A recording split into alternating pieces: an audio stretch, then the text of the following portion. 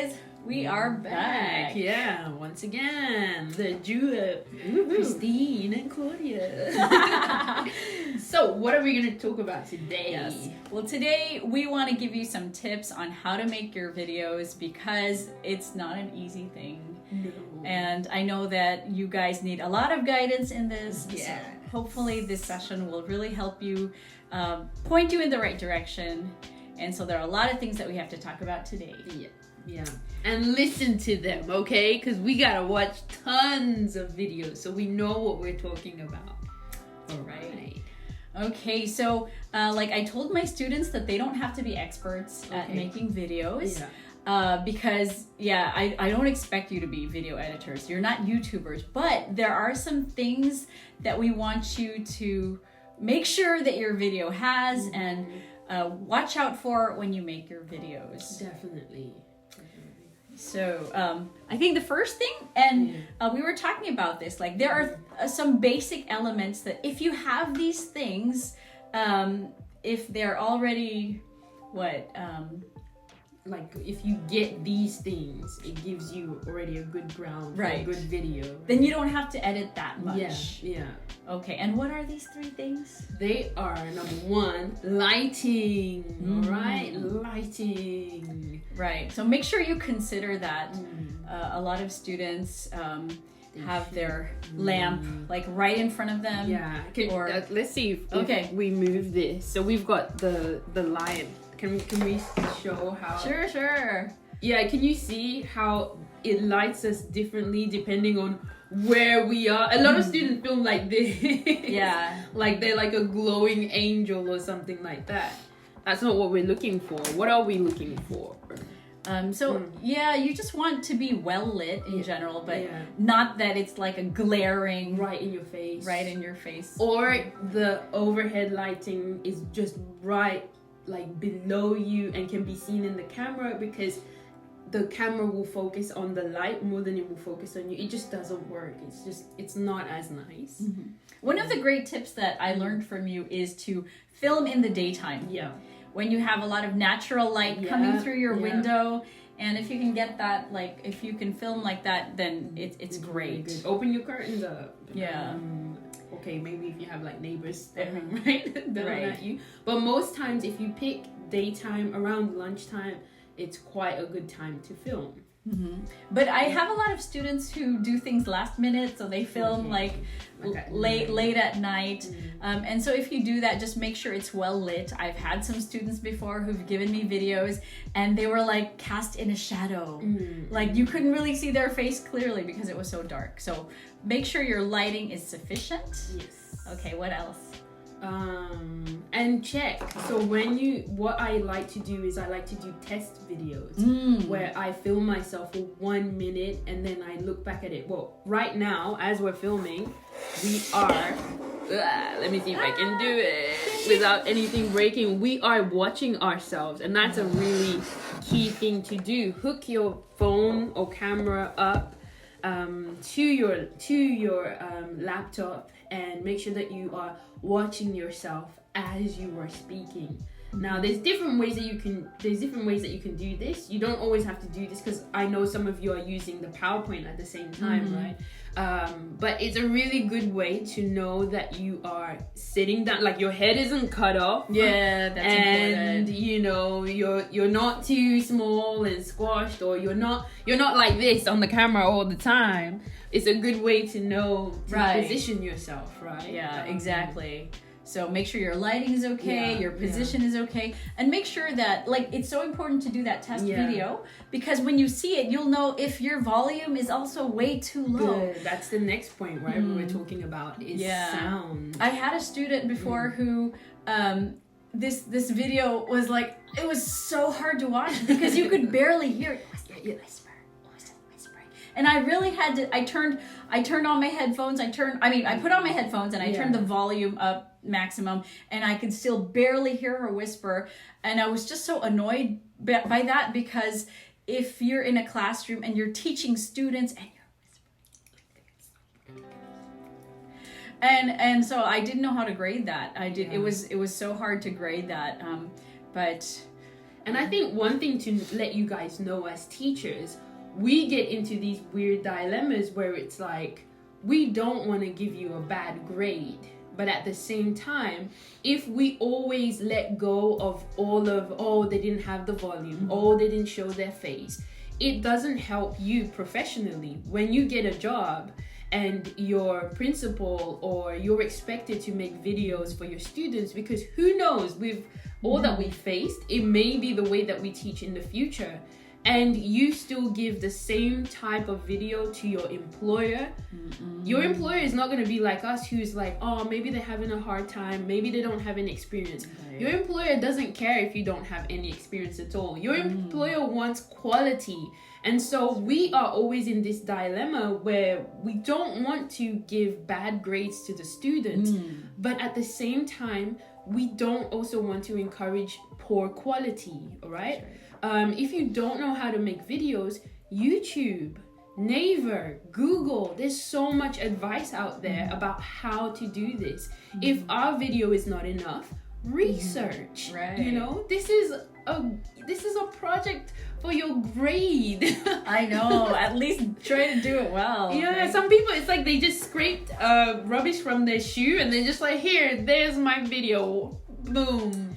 It's okay. Well, for me, I told my students rubbish in, rubbish out. That's so good. We just process your grade. Yeah. So please give us something good to process. So because we do want to give you a good grade. Definitely. We do. Definitely. So yeah, I love that. Do a sample first. Like just talk into the camera. See if you are happy with your face coming out like that. See if you're speaking loud enough. Yeah. And check if there are any strange things in the background that you don't want the people to see. Actually, this is what usually most students do.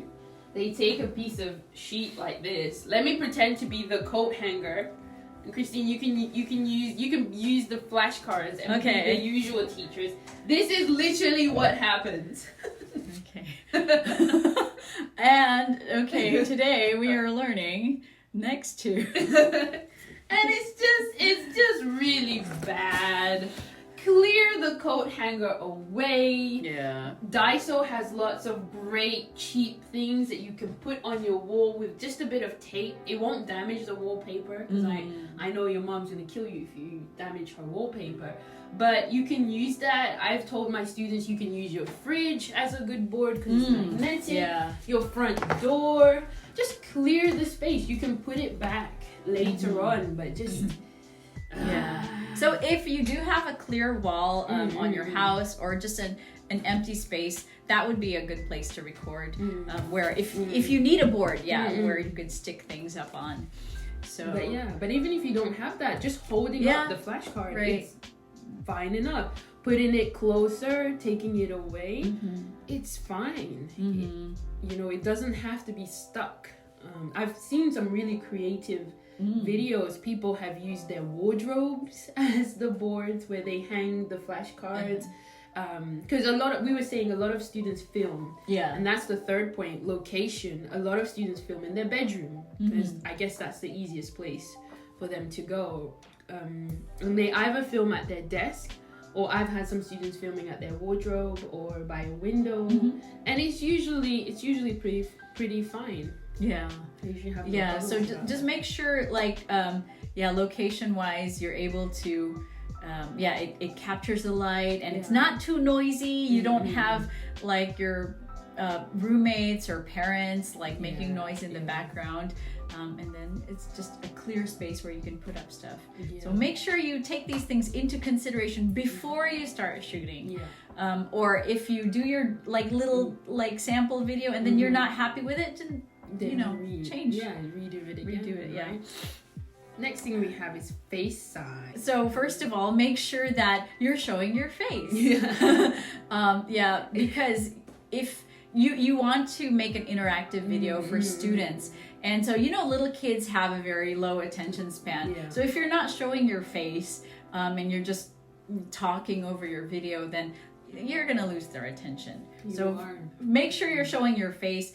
don't wear a mask. Yeah, don't. Don't try to cover. This. Yeah, don't try to cover. But it's so not professional. I don't know how you guys think you can get away with that. It's not professional at all.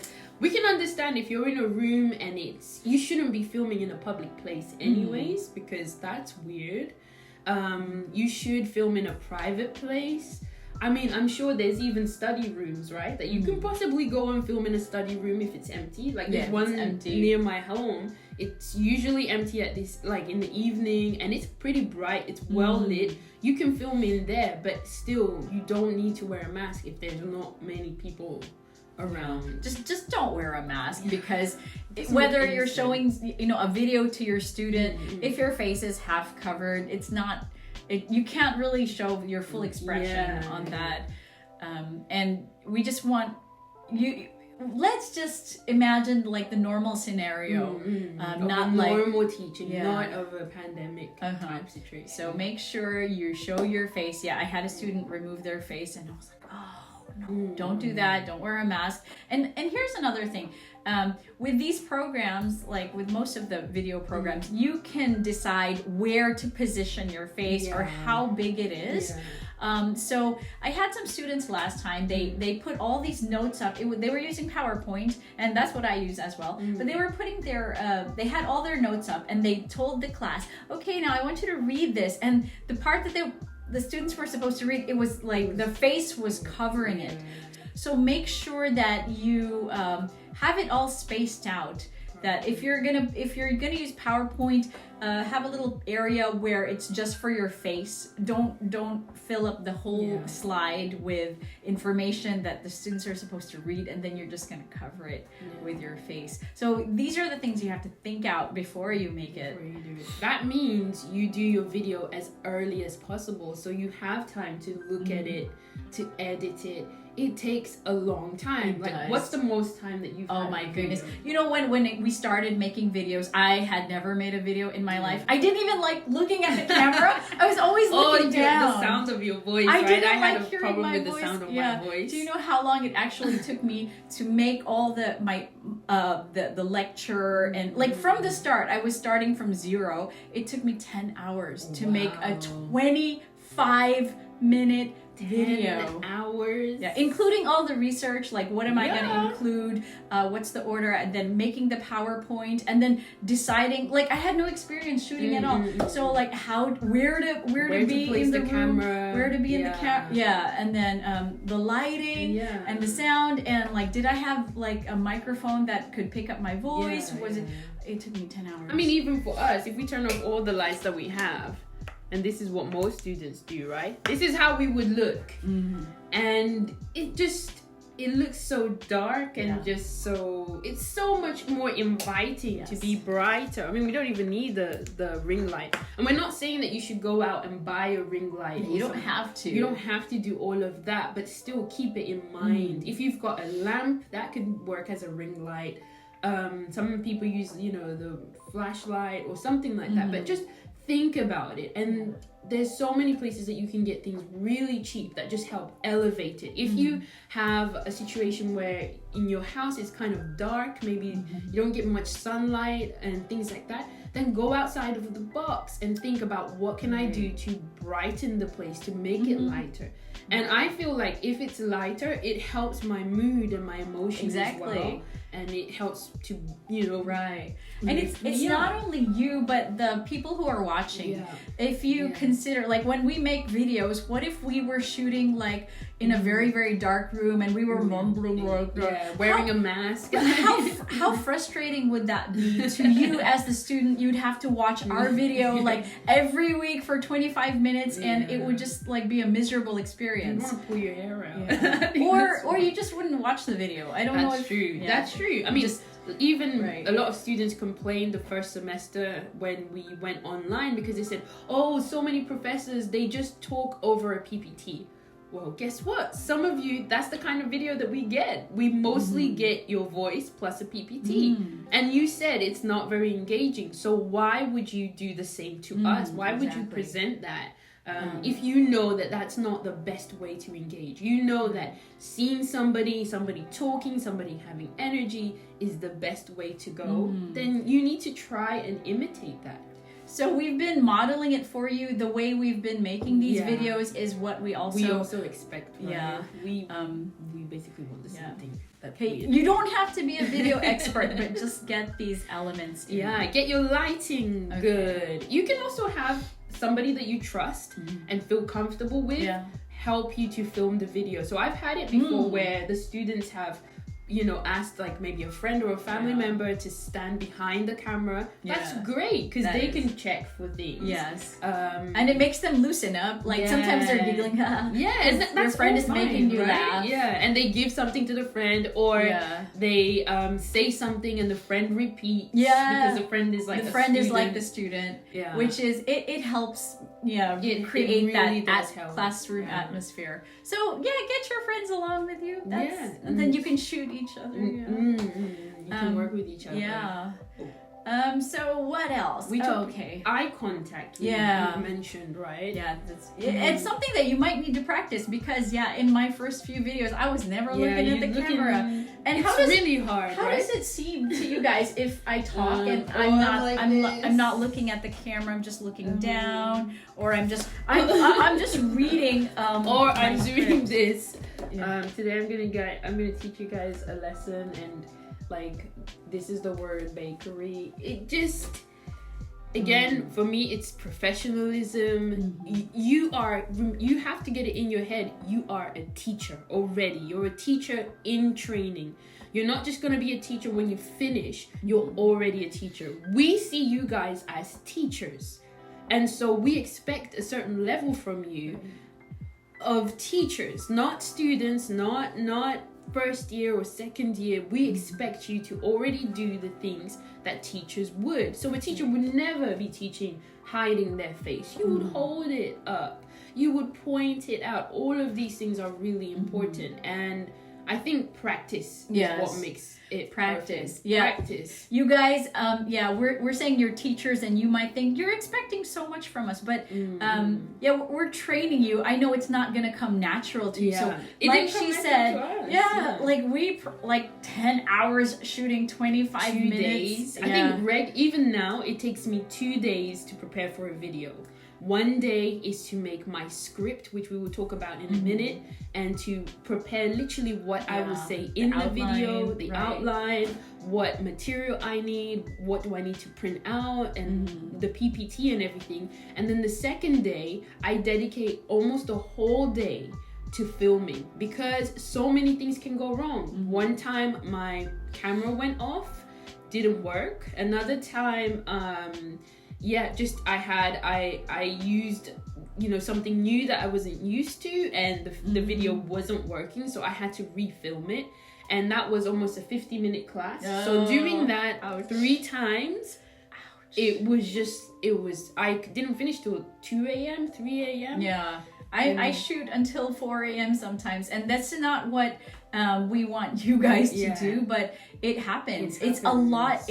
There's a lot more effort that you have to put into making a video rather than just going into a classroom. So guys, start early because it does take a lot of time. Lost my thought there, but you were talking about script. One of my students was asking, do I have to memorize my script? What do you have to say about that? For me, I would say don't memorize your script, but know it very well. And how do you do that? Write your script as early as you can, and then start using it to practice. And I don't think you should film the very first time as soon as you've made the script. I think you should practice teaching the lesson until you become comfortable enough to do it on video, because you'll find that the first time you do the recording, you're always a little bit off, a little bit funny. But the second or third time, you are much more crisp, much more better. It's like you anticipate what's to come. And then you have a feel of the time as well, how long it takes to say this, or when you're supposed to put up the flashcard, when what you should do. So And then another reason why I think a script is necessary is because it helps you to look at the language that you're using. When we are teaching you, we ask you to make it engaging. How do you make it engaging? Well, one of the ways that you can do that is by explaining things less and asking more questions. For example, if I'm teaching this word bakery, a lot of the times this is what I see students do. First of all, they are not eliciting. So they just say, this is bakery. You can find a bakery in the street. Paris Baguette, tous les jours is a bakery. You can get bread from a bakery. Instead, I will turn all of that information into questions. What is this? Or where can I buy bread? A bakery. Can you give me 2 names of bakeries in Korea? 2 names? Paris Baguette, tous les jours. I really want a cupcake or a cake for my birthday. Where can I go? A bakery. So turn your explanations into questions. And I think the only way that you can do that is if you really see your full script and then just look, where am I talking too much? And can I turn that into a question? That's my advice. So make sure you're eliciting. And on that point, I just want to say, previously, I've had a lot of videos where the students were just like, what is this? It's a bakery. Good job. What is this? Outgoing. Good job. I mean, like, you just show them a picture and say, what is this? That's not really the best way to elicit. Remember, we presented so many techniques. Like, don't forget to use gestures. And, CCQs, repeat. And when we're talking about eliciting, we gave you different types of techniques, and we also explained that those different types of techniques go with different types of words. For example, verbs, you can use miming. Miming works great with verbs. But for abstract words, such as love can work. But what is an abstract word that you can think of? My mind always goes blank when I have to think of things. No, I'm thinking of emotions, but emotions you can kind of emotions you right? can Abstract feeling. Anyways, terrible example. What is an abstract feeling? I can't find a word. What's a word that you would teach, but that would be really hard to do with gestures? Yesterday. Okay. I think the word yesterday, it would be quite hard to do that with body language. And so you wouldn't use mimes to do that. So you would instead use maybe a graph, a line, and show today. So you do yesterday, today, and tomorrow. Or you would use a calendar, right? Yes. You would use a calendar and you would be like, today is blah, blah. Yesterday was blah, blah. So you gotta kind of think, based on the words that you have, you have to think about what goes best with that. Exactly. So you don't have to use the same eliciting technique every time. What is this? What is this? What is this? What is... Oh, don't do that. I've had way too many students try do that. And be different. One that I showed my students was a rebus puzzle. So that's fun. The word that we're looking for is finger. But instead of just giving the kids finger, we have, what is that? A fin, a shark's fin, and sing. Minus S-I-N. So do it again. A singer, okay. Fin plus singer minus sing. Finger. Good. So then the kids tell you, and that is so engaging because you're giving them the power to think about the word and to come up with the word instead of just, what is this? This is finger. But you're turning it almost into a game. I think that games work really, really well. Right. Turn as many things as you can into games and give the students as many opportunities to participate, to talk with you, rather than you just like, what is this? This is finger. Good. What is this? Outgoing. Great. What is, like... Make it into some sort of a conversation or a game, or give them hints. Don't tell them the word, but you can say, I like dancing, I like talking, I like playing outside. What am I? Am I shy? Am I outgoing? Like, make it into something longer. Right. Rather than just being like, what is this? This is outgoing. it's not as fun, right? It's not at really all. Not as fun.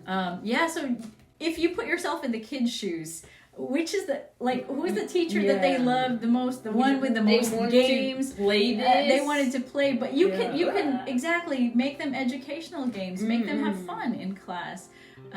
So don't just make a boring lecture everybody, this is how it goes. So when it comes to eliciting, go back to what we talked about.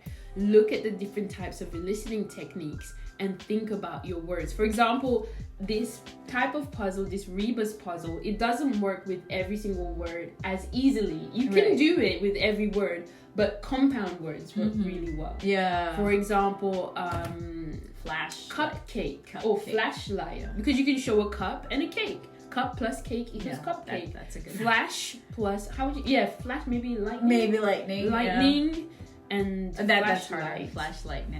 Or you can do lightning and a bulb, maybe. Or or you could light bulb or something. Light bulb, light bulb might be easier. Yeah. So those kind of words they work well with rebus puzzles. You can change your techniques around. Don't always try the same technique, because I've asked my students to teach 3 or 4 words, so the way you teach each word can be different. You can use different eliciting techniques within one lesson. It doesn't just have to be one style of technique.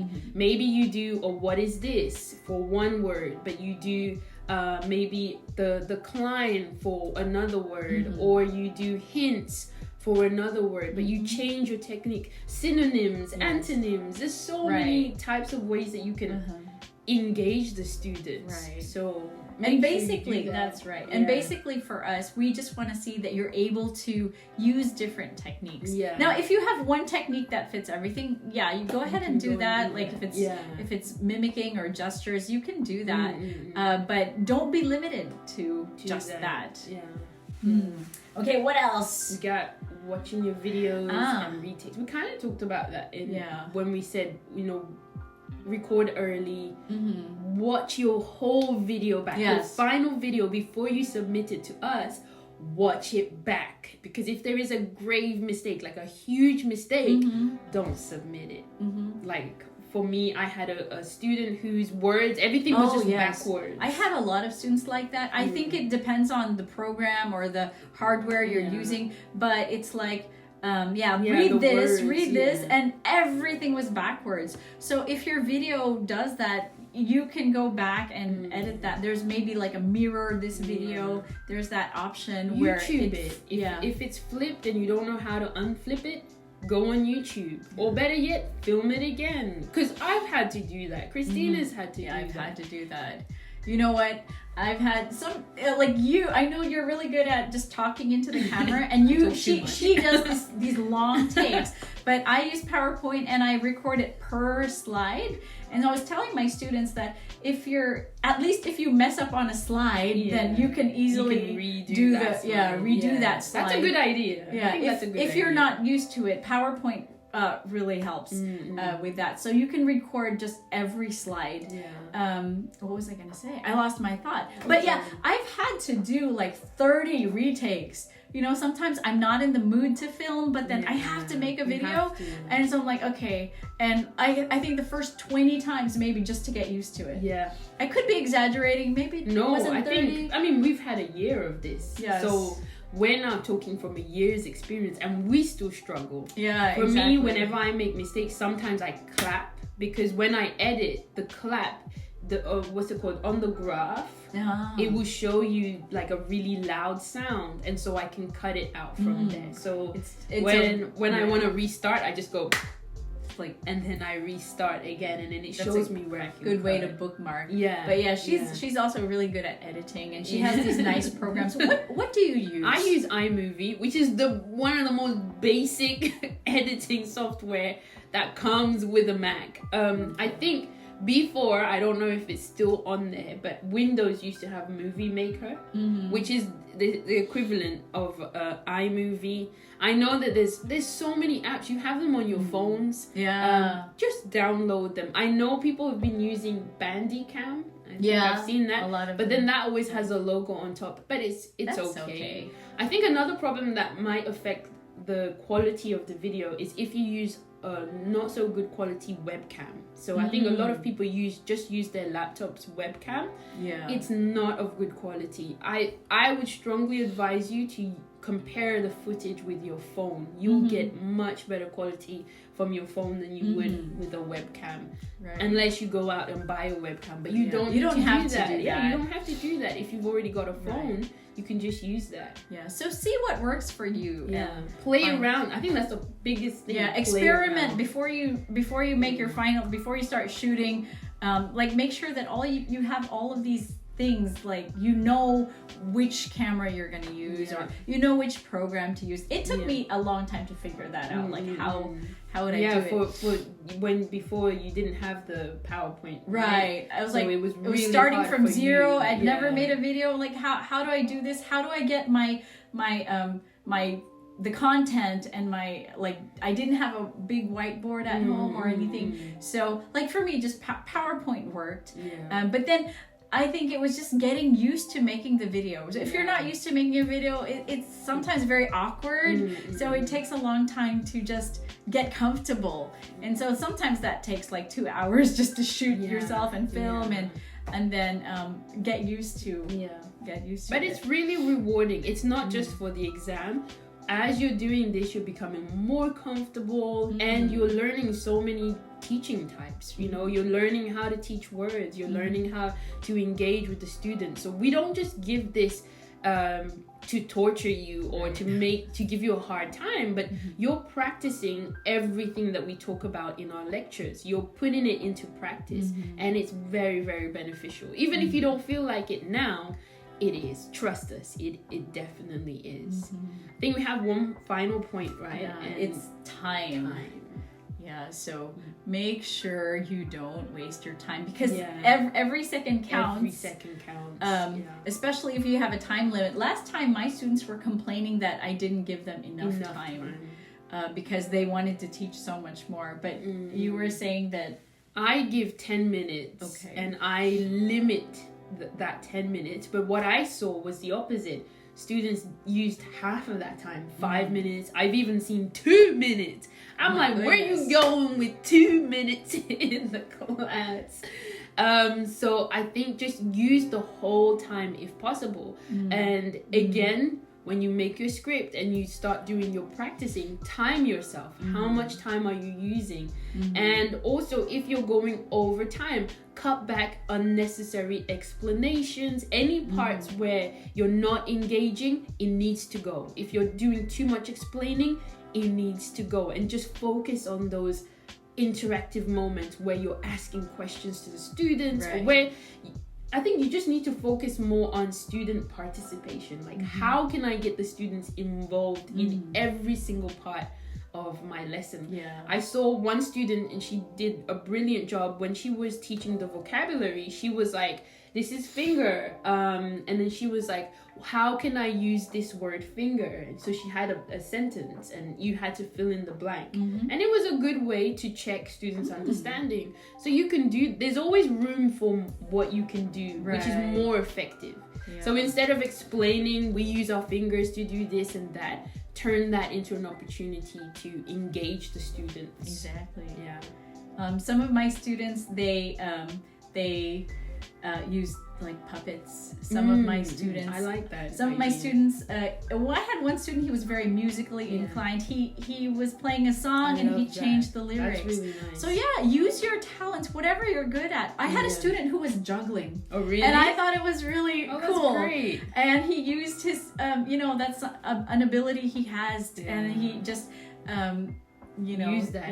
I had a student who wore great costumes. So they were doing a fishing song and he had a proper fishing rod and like a fishing jacket. And as soon as I saw that, I was excited because I was like, yes, he gets it. He's wheeling me into the whole scenario. If you were a kid, you would just like perk up. Oh, I'm interested to listen to this. Yeah, what's that? What can he do with it? Yeah. I wish he went outside like by the river and was actually filming. If he was brave enough, that would be good. But I really, it catches my attention. Every time the students try to do something creative, Yeah. I'm already very pleased with that effort. Pleased. Like if somebody's got a lesson about a kitchen and they're in the kitchen with an apron, with bowls and with things, I'm interested in that rather than them just sitting in like here in a room like this. We're gonna cook. Let's mix. It's not as fun when you go, and then I think that's why video is much better than classroom sometimes, because you can actually go to the place and show, like you can use your location to your advantage. Right. So if you've got a lesson about getting dressed or getting ready, you can go to your bathroom and brush your teeth, pretend anyways. And I've had a student do that. Like she filmed the whole video. She was like, "Hello guys," and she was in the shower and she was like, she was clothed and everything, but she was pretending to take a shower, brushing her teeth, looking at the mirror. That's fun. That was really fun. And that's what you can't do that in your classroom. I know, in a traditional classroom. One last thing I would say about the time is don't put unnecessary videos. So for my students, you guys are working on songs. A lot of you would put the song from YouTube within your lesson time. It's a waste of time because you're already teaching the song. We don't need to see that YouTube clip. And also you said something about being careful. I had 2 students before. They I know that there are a lot of songs that you can include in your YouTube video and it'll be fine, but this student, I think it was a song from, I think it was BMG Sony, but there were copyright, it was like a copyright violation, and they couldn't even, the video didn't even come up. They couldn't even upload it. Was like, it was like copyright violation, so YouTube flagged it, and so, I don't want that to happen to you. But you know what? If you watch your link after uploading it, and if you actually watch it, you'll see if somebody with the link is able to watch it. So I was like, how ridiculous that, they gave me the link and they never even checked that it's a video that had violated copyright. Because you get a message from YouTube, and if you have a strikeout, that means that video won't play. Or they'll tell you, YouTube usually tells me, because I use a lot of copyright info. So they usually tell me whether that video cannot be played in a certain country, or whether they're going to mute a certain part of my video. But I've never had like a complete strikeout, and if I did, YouTube would tell me. And if you do, you need to do something about that, because she won't be able to watch your video. I won't be able to watch your video. I won't be able to watch your videos. So And I will tell you about one of the mistakes that both of us had made. I actually had my students, the first year I was teaching, and I had my students give me, submit a video. I told them to just give me the file, which was a big mistake because I had files that were like 4 giga, and my computer was like, it was my old laptop. And I had to download so many files, and that's a mistake. So we're fixing that by we're having all of our students put that on YouTube. You have to put it on YouTube. You have to put it in time. And we're going to say this now. If you do not put it on YouTube, if you do not put it in time, you will not be graded. Your video would just not be watched. Don't ask me for my email so that you can send me the file, because don't even email it. I'm not going to.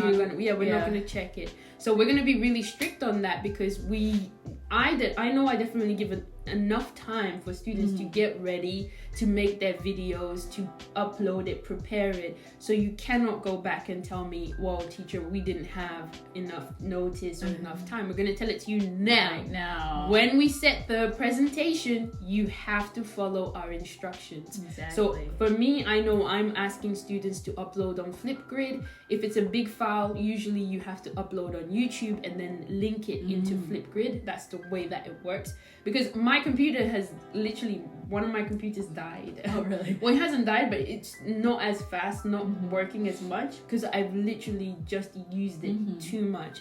And I've had to store so many student videos. So many problems come with that, and we're not going to go through that stress. So it's up to you to make sure that you are on time and you upload in the correct way. Right. And imagine if you had like 150 videos to watch, and each video was like, my videos are 5 to 7 minutes long, because I have like over 100 videos to watch.